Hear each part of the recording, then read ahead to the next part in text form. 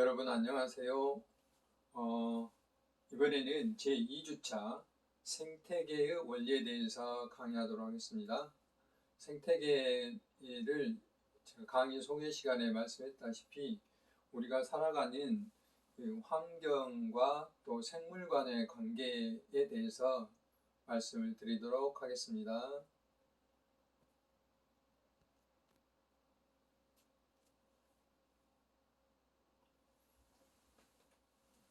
이번 시간은 주로 그 생태계가 가지고 있는 의미, 그 나눔과 상생인데요. 이것은 이제 일반적으로 말씀드린 것이고, 이 나눔과 상생을 위해서 필요한 것이 다양성입니다. 그래서 이 다양성이 유지돼야지만이 생태계가 건강한 상태로 지속 가능하게 된다는 그런 강의를 하도록 하겠습니다. 우리가 이제 산에 가면 흔히 상수리 나무를 볼 수 있어요. 산에뿐만 아니라 우리 주변에 있는 공원에서도 볼 수 있는데, 상수리 나무들은 봄에 이렇게 꽃을 피워서 그 다음에 이제 도토리가 열리게 되죠. 도토리가 열리게 되면 이 도토리를 땅으로 떨어뜨리면 다람쥐가 이제 주워서 먹기도 하고, 또 겨울을 나기 위해서 도토리를 땅에 숨기기도 하죠. 근데 이제 이것도 생태계에서 다람쥐와 상수리 나무가 서로 이게 잘 살아가기 위해서 상수리 나무는 도토리를 절대 한꺼번에 떨어뜨리지 않고 다람쥐가 운반할 수 있을 분량만큼만 차례차례 날마다 조금씩 나누어서 이렇게 떨어뜨린다고 그럽니다. 그 이유는 도토리가 발화를 하려면, 씨앗이 싹을 트려면 겨울을 잘 이겨내야 돼요. 겨울에 땅 위에 이게 도토리가 있게 되면 얼어서 싹이 틔우지 않고 자손을 번식할 수가 없게 되거든요. 그로 인해서 이 차츰 조금씩 땅 밑으로 떨어뜨림으로 인해서 다람쥐가 도토리를 운반해서 숨기기도 하잖아요. 그런데 다람쥐가 이걸 다 기억하지 못하기 때문에 이제 다람쥐가 먹지 못한 상수리나무 씨앗들은 도토리들은 싹을 틔울 수 있는 거죠. 얼어 죽지 않고.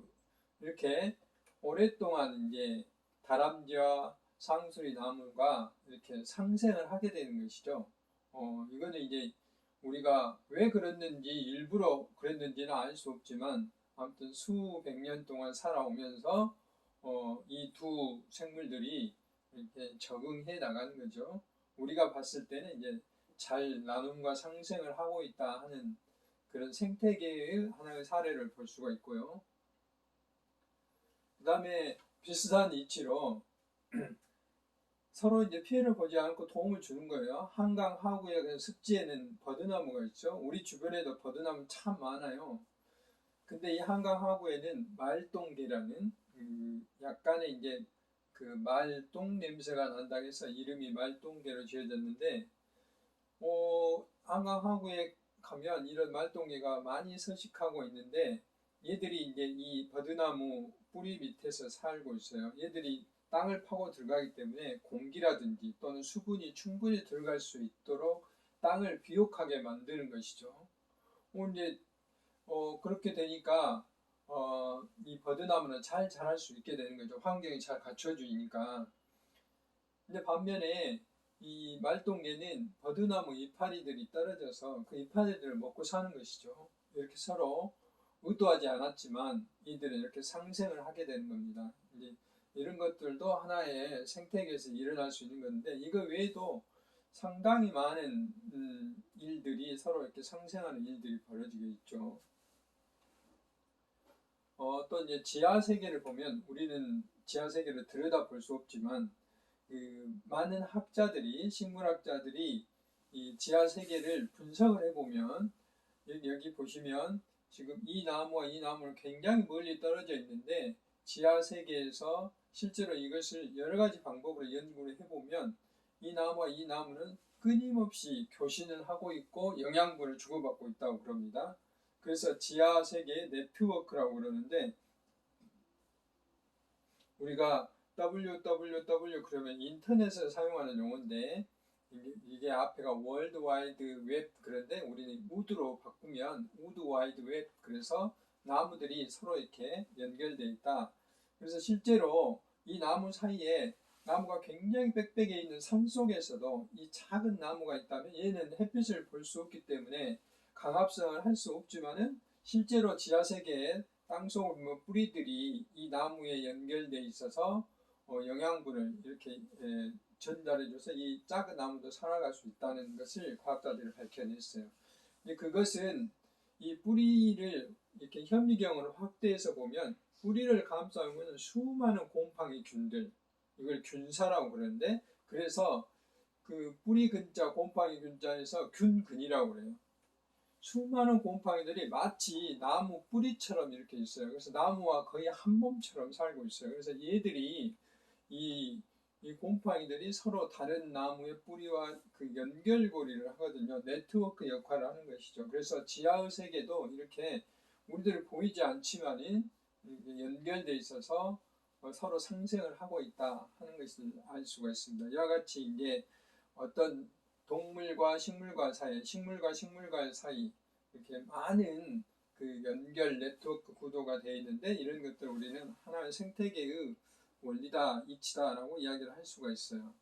그래서 이제 생태학이라는 게 뭔가를 좀 쉽게 풀이해보면 이 에코, 우리는 이제 이 에코라는 이야기를 굉장히 많이 들어봤어요. 뭐 생태도시, 또 뭐 생태를 집어넣은 뭐 굉장히 다양한 용어들을 봤죠. 생태란 말을 요즘 굉장히 많이 사용하기 때문에 그래서 에콜로지라는 것은 생태학을 말하는데 이것은 이제 그 라틴어로 풀이를 해보면 에코는 오키오스 그래서 집이란 뜻이에요. 하우스란 뜻입니다.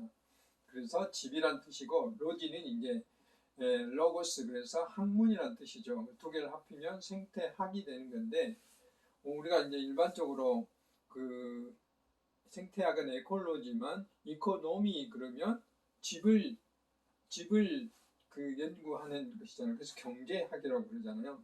그래서 이와 같은 것들을 우리는 이제 생태학이라고 그러는데 그러면 생태계란 우리가 일반적으로 생태계란 말을 많이 쓰죠. 생태계에 대한 원리를 연구하는 게 이제 생태학인데 우리 이게 연못에 이렇게 오리라든지 물고기들이 이렇게 살고 있죠. 오리와 물고기는 각각 다른 생물이에요. 뿐만 아니라 물도 있죠 여기에. 그런데 이 연못에 이렇게 연못 안에 이렇게 오리와 물고기가 들어있죠. 물 안에. 그래서 어떤 경계를 이루고 있잖아요. 그래서 그 연못 안에 들어있는 물과 또 거기 있는 뻘과 거기에 많은 그 수초들 그리고 이런 생물들 물고기라든지 오리라든지 이것들을 합쳐지는 것을 우리는 시스템 계라고 그러는 거죠. 계라고 그래서 합쳐지면 생태계라고 그러는데 마치 우리가 이제 그 PC를 사잖아요. 컴퓨터를 사면 모니터만 사가지고는 이거는 그냥 모니터일 뿐이지 컴퓨터가 구동이 안 되잖아요. 또 자판기나 마우스만 따로 사면은 이것도 구동이 안 되잖아요. 반드시 본체와 또 본체만 있다 해서 컴퓨터가 이렇게 화면으로 나타나지 않잖아요.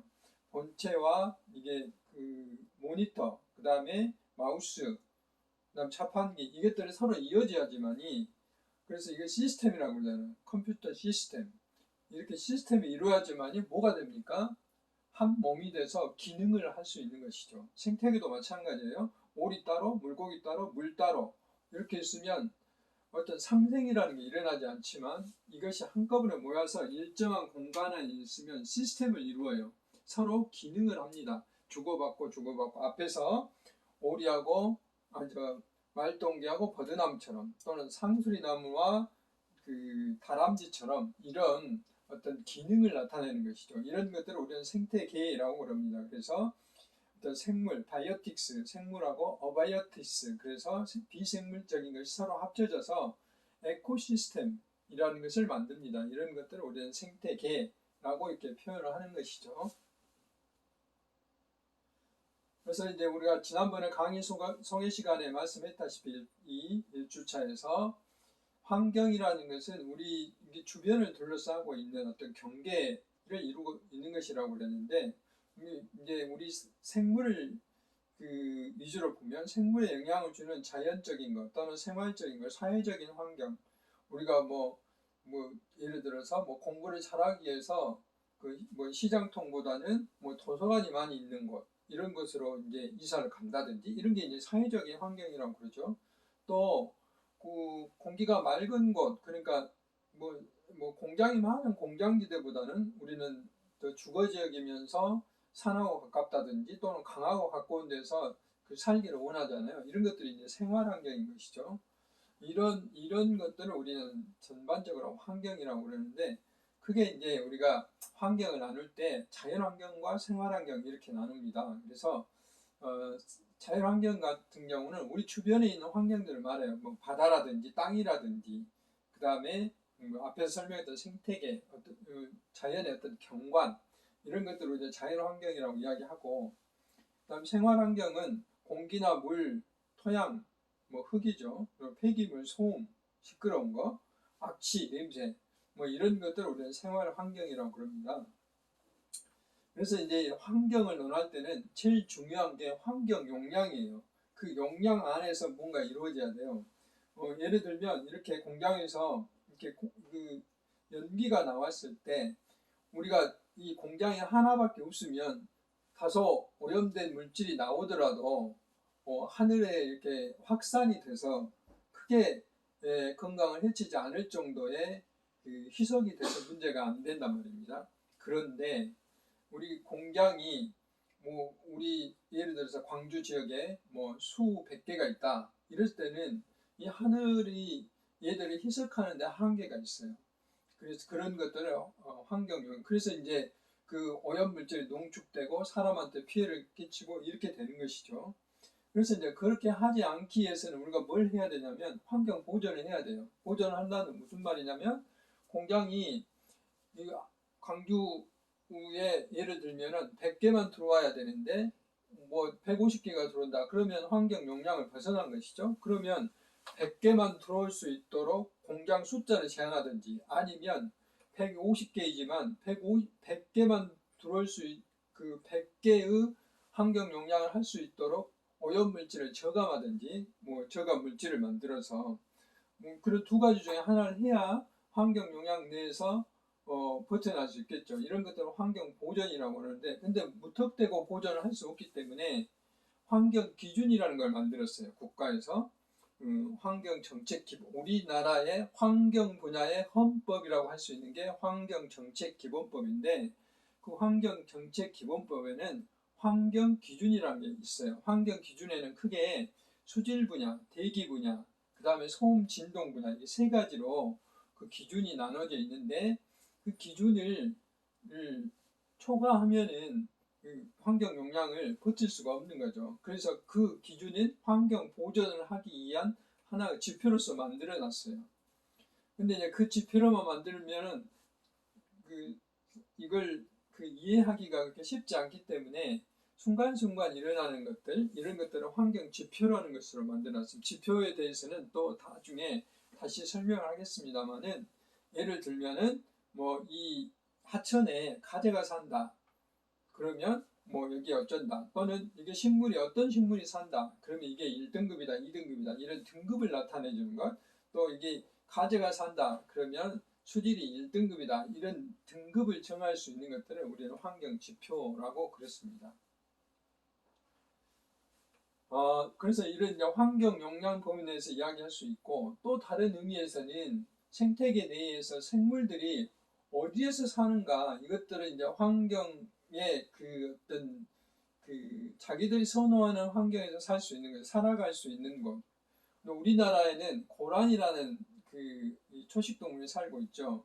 그 다음에 노루도 살고 있는데, 고란이와 노루는 거의 비슷하지만 이 엉덩이 쪽을 보면 노루는 이렇게 하얀 리본 같은 게 달려 있는 게 이제 노루라고 그러는데, 우리나라에서는 고라니가 유해동물이에요. 유해동물.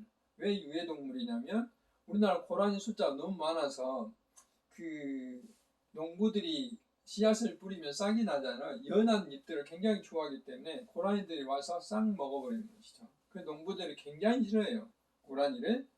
그런데 세계적으로는 중국의 동북부 일부하고 한국에만 고라니가 있어요. 다른 나라는 고라니가 없어요. 그래서 세계적으로는 이게 보호종이에요. 국제자연보전연맹 IUCN이라고 그러는데 이 국제자연보전연맹 엄청난 힘을 가지고 있어요. 생물 다양성 분야에 있어서.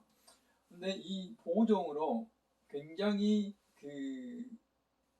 뭐랄까 귀하게 여기는 어떤 생물이라 할 수 있죠. 왜 그러냐면 한국하고 중국의 일부만 분포하고 있기 때문에 만약에 고라니에 요즘 코로나처럼 고라니에 위험한 바이러스라든지 또 다른 질병이 번지게 되면 고라니들은 멸종하게 되는 것이죠. 그래서 어떤 생물이 단순했을 때 어떤 질병이 오면 멸종을 할 수 있어요. 이기 때문에 세계 자연보호연맹에서 굉장히 귀한 종으로 이렇게 하고 있는데 우리나라에는 농작물에 피해를 끼치기 때문에 오히려 유해동물로 지정이 되는 또 이런 일들도 있다 하는 것을 말씀드립니다. 지금까지 이제 여러 가지 예를 들어서 생태계에 대해서 이야기했는데 먼저 이제 생태계의 상호관계에 대해서 이야기할 텐데 나중에 다시 정리를 할 겁니다만은 생태계를 이루고 있다는 것은 어떤 상호관 아까 시스템 기능을 발휘한다고 했죠. 생태계 기능이라는 것은 상호관계예요. 그러니까 생태계는 제일 중요한 게 우리가 이제 예를 들면 우리 사람으로 예를 들면 매일 밥을 먹어야 되잖아요. 밥을 먹고 뭐 서양 사람들도 한국 사람들도 빵을 먹든 밥을 먹든 탄수화물을 먹는 거예요. 탄수화물 뭡니까? 이게 이제 초식이죠. 초식 풀이죠. 풀이 갖고 오는 것이기 때문에 1차적으로 우리는 이 풀이 만드는 이파리 됐든 열매가 됐든 뿌리가 됐든 이런 것도 우리는 이제 생산이라고 그러죠. 그래서 모든 풀들은 생산자라고 그렇죠. 생산자는 바로 이제 우리가 환경이라고 했던 햇빛이나 온도나 물, 토양 이런 것들을 이용해서 생산을 하게 되는 것이죠. 그래서 우리가 쌀이나 뭐 배추나 무나 이런 것들은 1차적으로 뭡니까? 햇빛이 가지고 있는 에너지를 가지고 공기 중에 있는 물과 땅 속에 있는 물을 이용해서 포도당이라는 걸 만들어요. 그게 탄수화물이죠. 그게 쌀로 표현이 됐든 배추로 표현이 됐든 사과로 표현이 됐든 어쨌든 이건 탄수화물인 것이죠. 원소 기호로는 좀 어렵긴 하지만 탄소 C, 그 다음에 수소 H, 그 다음에 O 산소. 그러니까 탄소와 수소와 산소가 결합이 돼서 이게 하나의 탄수화물을 만드는 것이죠. 그런데 그 역할을 하는 것이 바로 이제 생산자예요. 생산자들은 그 속에 우리가 식물이 대부분 다 녹색으로 보이잖아요. 녹색 보인다는 것은 그 안에 엽록체라는 게 들어있어요. 그래서 유일하게 동물에는 없는 엽록체를 식물은 가지고 있는데 이게 무슨 탄수화물 공장이에요. 공장을 가지고 있어요. 엽록체 안에는 엽록소라는 게 있는데 색소가 있어요. 엽록소라는 그래서 녹색으로 보이는 거죠. 그런데 이 엽록소만이 햇빛이 가지고 있는 에너지를 태양이 가지고 있는 에너지를 받아들일 수 있어요. 고정할 수 있는 거죠. 다른 모든 생물들은 할 수가 없는데 그래서 그 햇빛의 에너지를 가지고 공기 중에 있는 이산화탄소와 땅 속에 있는 물을 결합시켜서 이산화탄소가 뭡니까? CO2죠. CO2. 탄소와 산소 두 개. 그 다음에 물은 H2O죠. 수소 두 개. H2에 O, 산소 하나. 이게 두 개 결합하면 C, 탄소, H, 수소, O, 산소가 결합이 돼서 탄수화물을 만드는 이거는 광합성이라고요. 햇빛에 의해서 탄수화물을 합성하는 과정, 이걸 광합성이라고 하는데 이걸 이제 생산자가 하게 되는 거죠. 그럼으로써 이제 토끼나 또는 뭐 소나 이런 1차 소비자들을 먹게 되는 거고 또 다른 이제 육식동물이 또 먹게 되는 거죠. 이렇게 먹이를 전달해 주잖아요. 먹이를 전달해 줘. 이 먹이를 전달해 준다는 것은 결국은 우리 사람 입장에서 봤을 때는 우리가 배추를 먹고 쌀을 먹는다는 것은 햇빛이 가지고 에너지를 식물이 탄수화물로 전환해 놓은 것을 우리가 받아먹는 거예요. 그래서 결국 우리 사람도 햇빛의 영향을 받는다는 것이죠. 그리고 이제 우리가 배설물을 배출한다든지 또는 뭐 죽는다든지 또는 토끼도 뭐 배설물이 나와 죽는 거 그러면은 이게 다 폐기물이 되는 거죠. 쓰레기가 되는 거죠. 근데 이게 만약에 개도 있다 우리가 소각을 하지 않는 한 우리 온 지구 천지가 다 쓰레기 처리장이 되겠죠. 쓰레기장이 되겠죠. 그렇지만 우리가 이것들은 다 우리 땅 속에 또는 여러 가지 뭐 세균이라든지 곰팡이라든지 이런 얘들을 다 분해를 하는 거죠. 분해를 해서 다시 이렇게 토양 속에 무기물인 그 금속 원소 또는 아까 CHO 탄소, 수소, 산소 상태의 원소 상태로 다시 바꿔버려요. 그 말은 결국은 이렇게 물질이 순환되고 있다는 것을 말하죠. 순환되는. 그래서 생태계 안에서는 생물들끼리 이렇게 물질을 순환하는 역할들을 해요. 그래서 생물들끼리는 이제 먹이를 경쟁하고 또는 소식지로 경쟁하고 아까 앞에서 말한 버드나무나 그 말똥개처럼 공생도 하기도 하고 또 바이러스처럼 기생을 하기도 하고 이런 현상들이 끊임없이 일어나는데 이렇게 생산자로부터 이렇게 계속 먹이가 이어지는 것은 결국은 앞에서 말한 햇빛 에너지를 전달하는 역할을 한다고 그랬죠. 근데 우리가 몸 안에서 에너지가 순환돼 버리면 다시 먹을 필요가 없겠잖아요. 그렇지만 계속 먹어야 되는 이유는 에너지는 흘러가 버리면 끝나버려요. 다시 되돌아오잖아요. 에너지는 순환되는 게 아니고 에너지는 흘러갑니다. 전달해 주는 거죠. 그래서 끊임없이 생산자는 생산을 해야 되고 소비자는 끊임없이 먹어야 돼요. 그래서 생태계에서 다시 한번 이야기하지만 상호관계 제일 중요한 게 앞으로 계속 이야기하겠지만 물질이 순환하는 거고 그 다음에 그 물질 순환을 통해서 에너지를 전달해 주는 거예요. 두 가지입니다. 그래서 이게 이제 그 숲속에서도 똑같은 생태계인데 이렇게 나무나 풀들이 생산을 하게 되면 양분을 생산하게 되면 토끼라든지 이런 1차 소비자가 먹고 그 다음에 쭉쭉쭉 전달이 돼서 최종 소비자인 독수리가 먹게 되는 거죠. 물론 풀들이 자라기 위해서 이런 환경이 잘 갖춰져 있어야 돼요. 햇빛이나 온도나 풀, 이 흙이나 공기들이 잘 갖춰져 있어야 되겠죠. 그리고 이제 이렇게 쓰레기가 나오고 그 죽게 되면 이렇게 분해자들을 분해하는 숲속 생태계도 이렇게 잘 이루어져 있어요. 마찬가지로 연못에서 마찬가지예요. 연못에는 누가 생산자죠? 누가 풀의 역할을 하죠? 식물의 역할을.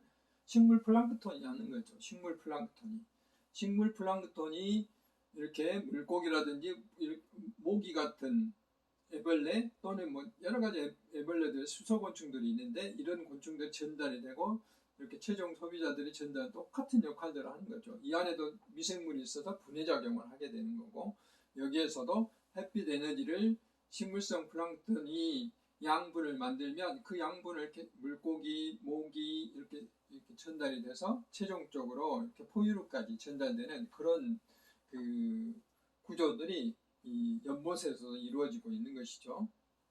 그래서 이제 다시 한번 이야기하면 앞에서 설명했던 걸 정리를 해놓은 거예요. 그래서 생태계에는 이런 비생물적인 요소, 환경이죠. 비생물적인 요소와 그 다음에 생물적인 요소가 있는데 비생물적인 요소에는 무기물이라면 물이나 공기나 토양, 생명이 없는 거죠. 탄소, 질소, 이산화탄소, 아까 이런 원소들이 합쳐져서 아까 포도당이 될 수 있다고 그랬죠. 이렇게 물질 순환에 관여되는 무기물이 있고 이 무기물들이 합쳐지면 합성이 되면 유기물이 만들어진데 이거는 생물과 무생물의 연결 역할을 해준다고 그랬거든요. 우리 몸에 있는 탄수화물, 단백질, 지방, 지질 이런 것들은 다 유기화합물이에요. 근데 전부 무기물로 인해서 만들어진 거죠. 이런 것들이 이제 생명체하고 가까운 것이잖아요. 생명체의 일부이기 때문에 그 다음에 이런 것들을 잘 살기 위해서는 공기가 적당히 있어야 되고 좋은 온도가 갖춰져 있어 기후들이 잘 갖춰져 있어야 돼. 이런 것들을 우리는 한마디로 말하면 환경인데 비생물적인 요소라고 그래요. 그러니까 생태계 구성의 큰 한 가지 세부적인 거 비생물적인 요소는 무기물, 유기물, 그 다음에 물리적인 요소 이렇게 나눌 수 있고 생물적인 요소는 앞에서 설명을 했죠. 생산자인 식물 그 대표적으로 물속에서는 식물 플랑크톤 이런 것들은 광합성을 한다든지 말하자면 포도당 합성을 한다는 것은 결국은 생물의 에너지원을 만든다는 것이고, 소비자에는 1차 소비자, 2차 소비자, 3차 소비자로 나눌 수 있는데 1차는 초식, 2차 육식, 3차도 육식 그래요. 뭐 더 나갈 수도 있어요. 4차, 5차 소비자 나눌 수 있는데 결국은 맨 마지막이 이제 최종 소비자인 거죠. 이 3차 소비자는 사람도 속하죠. 사람. 소나 메뚜기 같은 완전히 초식 동물이죠. 그 다음에 이게 분해되면 이제 분해자 역할, 세균학, 균류 뭐 이런 것들 하죠. 한마디로 말하면 생태계의 청소부다라고 이야기했어요. 그러니까 생산자부터 소비자를 전달해서 분해자가 분해를 하면 다시 여기 있는 무기물로 만들어지는 거죠. 무기물로. 그래서 이런 것들을 우리는 물질순환이라고 해요. 그래서 보십시오. 햇빛에 의해서 식물들이 합성하는 거죠. 합성. 그래서 이 소비자인 이 초식이나 육식동물들이 소비를 하게 되는 거죠. 소비를 하고 분해자가 다시 소비를 하면서 분해를 하는 거죠. 분해를. 그럼 다시 비생물적 요소로 가는 거예요. 그래서 우리 생태계 안에서는 끊임없이 물질은 이렇게 순환되고 있다는 것이죠.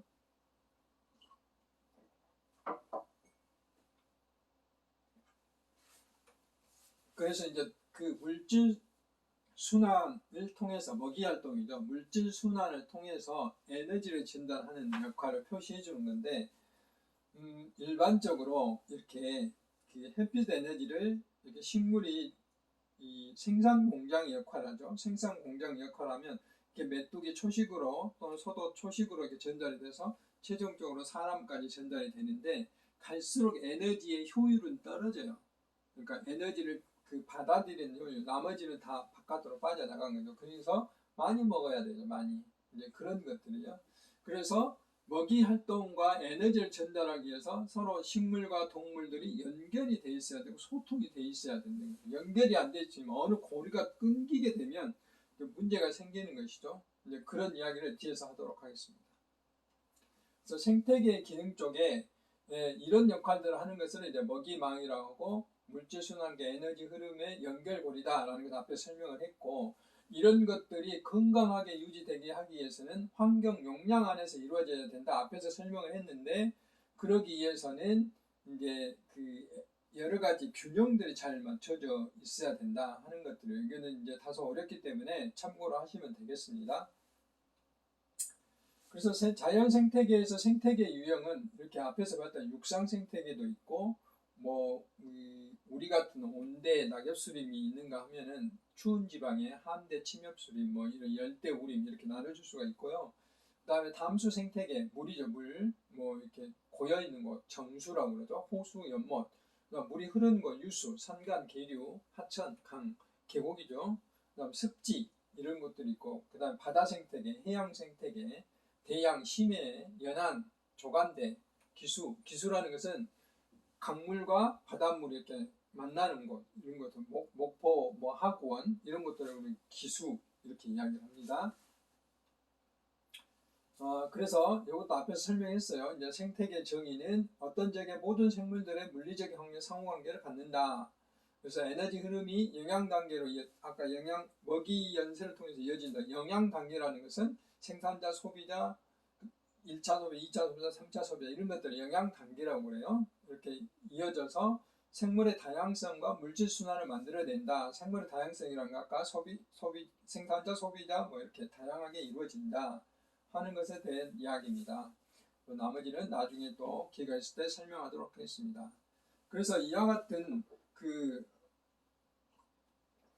물질 순환을 이루게 하는 것들이 바로 이제 그 푸드 체인, 그래서 먹이 사슬이라고 그러는데, 먹이 사슬에 대해서는 뒤쪽에서 다시 이야기를 하겠습니다만은 건강한 생태계가 아니기 때문에 실제로는 먹이망 외부로 되어 있어요. 먹이망으로. 그래서 이렇게 얽히고 설켜 있죠. 예를 들어서 이 애벌레는 거미한테만 잡혀먹는 게 아니라 지네한테도 잡혀먹고 또 개구리한테도 잡혀먹고 이렇게 돼 있죠. 개구리도 족제비 뭐 이렇게 다양하게 이렇게 연결이 되는 거죠. 이런 것들을 복잡하게 연결되는 것을 먹이 연쇄라고 이야기를 합니다. 그래서 이제 이런 먹이 연쇄, 먹이망의 어떤 그 파괴 하나의 사례로, 상생 파괴 사례로 엘로스톤 늑대를 이야기하는데, 엘로스톤은 미국의 국립공원이에요. 1930년대에 농부들이 계속해서 자기들이 기르고 있는 가축을 해친다고 해서 늑대를 계속 잡아버렸어요. 그러다 보니까 이 늑대 천적이 없어지니까 사슴들이 계속 늘어난 거예요. 사슴들이 그래서 풀과 나무를 계속 뜯어먹다 보니까 풀이 없어지면 어째요? 이제 땅이 황폐해지는 거죠. 그래서 계속 토사가 흘러나가게 되고, 그러게 됨으로써 그 토사들이 강을 메우게 되는 거예요. 강을. 그래서 느닷없이 여기에 엘로스톤 주변에 살고 있는 비버들이, 강에 사는 비버들도 이제 물고기가 없어지니까 굶어 죽는 이런 일이 벌어졌어요. 그래서 이제 안 되겠다. 생태계가 이렇게 파괴돼서 안 되겠다 해서 다시 미국 정부가 1995년도에 캐나다에서 늑대를 들어와서 풀어줬더니 늑대들이 다시 이제 그 사슴들을 잡아먹음으로 인해서 사슴의 숫자가 급격히 줄어들어서 다시 그 원래 생태계로 돌아갔다. 그래서 강에 다시 나무들이 살아나서 다시 비버도 돌아오고 이런 일이 벌어져서 이렇게 어떤 먹이의 망에서 어떤 한 단계가 사라지면 이렇게 큰 문제가 발생할 수 있다는 것을 보여주는 게 엘로스톤 늑대의 사례예요. 그래서 이것은 이제 에너지는 아까 앞에서 말한 끊임없이 빨간 줄로 흘러가버리고 없어져 버리죠. 근데 물질은 계속 순환하고 있다는 걸 보여주는 것이고요.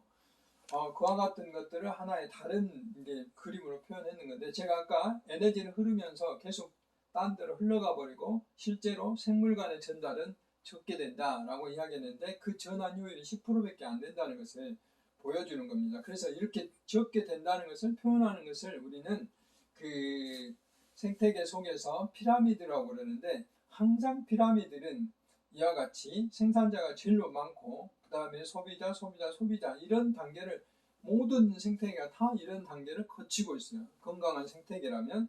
그래서 피라미드에는 크게 이제 개체수, 그러니까 마리수로 봐도 우리가 보면은 플랑크톤 같은 거 아주 눈에 보이지 않지만 실제로 지구 전체에 있는 플랑크톤을 숫자를 세고, 그 다음에 소비자 숫자 세고 2차 소비자 이렇게 숫자를 세보면 이런 피라미드가 나타나는 거거든요. 이것들에 건조시켜서 무게를 재봐도 이렇게 초식이 식물들이 제일 많고, 그 다음에 이런 식으로 간다는 거죠. 피라미드 구조를 이루고 있고, 여기에 있는 에너지 양으로 봐도 생산자가 많다. 이와 같은 이집트에 있는 피라미드 모양을 이루고 있는 건 개체수로 봤든 생물 양으로 봤든 에너지로 봤든 다 이런 생산자가 제일 많고, 그 다음에 1차 소비자, 2차 소비자, 3차 소비자의 이렇게 피라미드 구조를 이루고 있다. 이런 것들을 생태 피라미드라고 그럽니다. 그래서 이제 그런 것들을 표현하는 그림이고요. 이것도 숲속에서 하나의 그림이고, 초원에서의 그림이고, 이것은 물속에서의 그림이고, 앞에서 다 예를 들었기 때문에 그냥 넘어갑니다.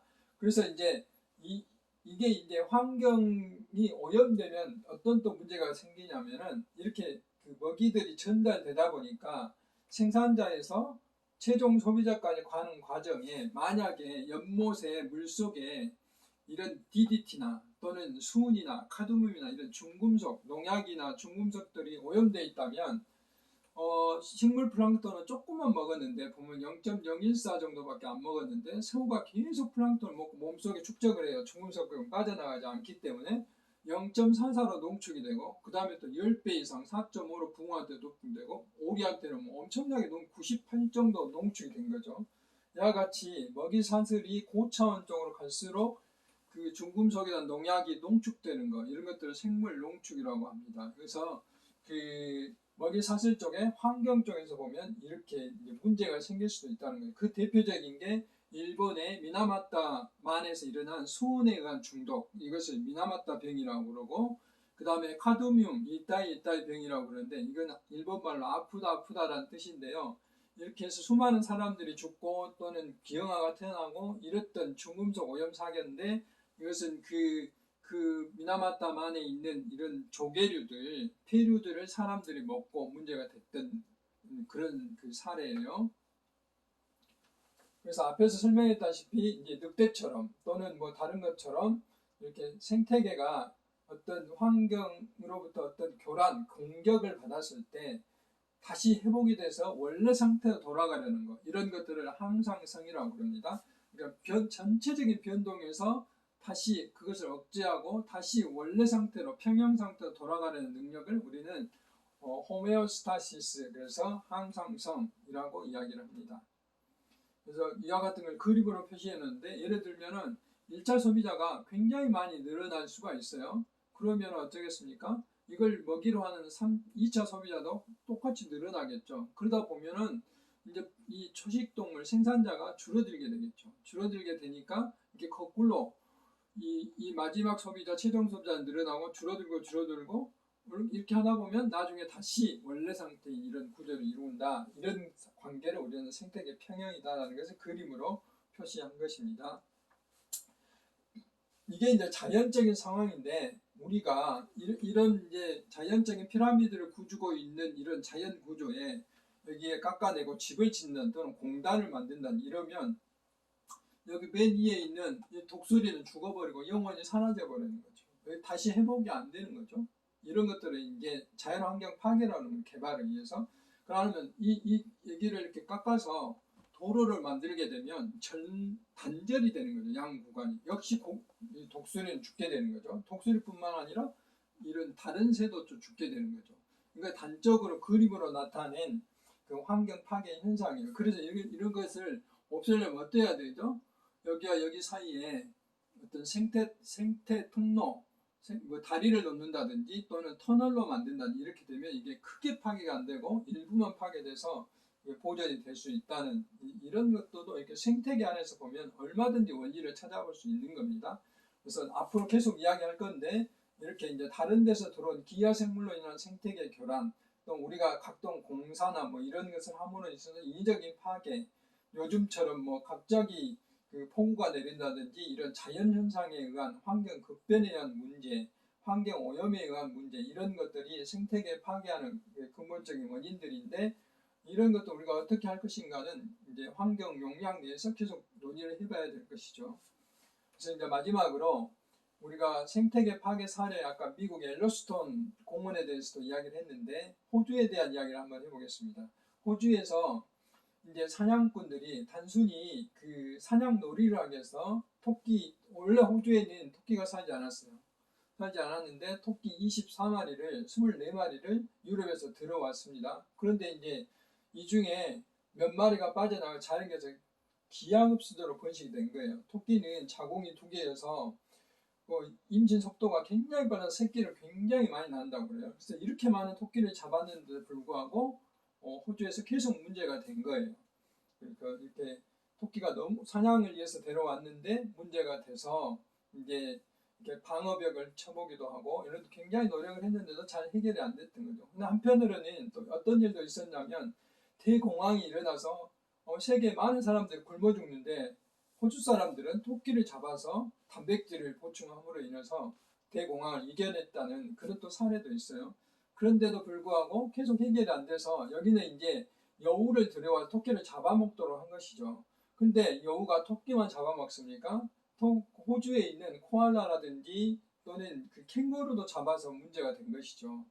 그래서 또 이제 다른 생물학자가 그러면 토끼만을 죽이는 토끼의 점액종 바이러스, 요즘 코로나처럼 바이러스를 침투해보자 해서 토끼가 그 당시에 6억 마리 정도 있었는데 토끼의 거의 90% 정도가 죽었다고 그럽니다. 근데 다시 이제 토끼 바이러스에도 항체가 생겨서 대부분 다 죽지 않는 사람이 생겨요. 토끼도 마찬가지죠.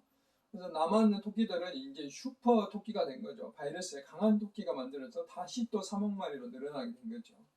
이런 문제가 있었고, 또 이제 뭐 다른 의미로 낙타를 들어왔는데, 낙타도 원래 없었는데 낙타는 또 물을 너무 많이 먹어서 문제가 된 거고, 또 호주의 주 식량인 이 옥수수를 키우고 있었는데, 재배를 하고 있었는데 딱정벌레가 옥수수를 이렇게 해치는 해충이었어요. 딱정벌레 없애기 위해서 두꺼비를 들어왔는데 두꺼비는 점프력이 약해서 얘들 잡아먹지를 못했어요.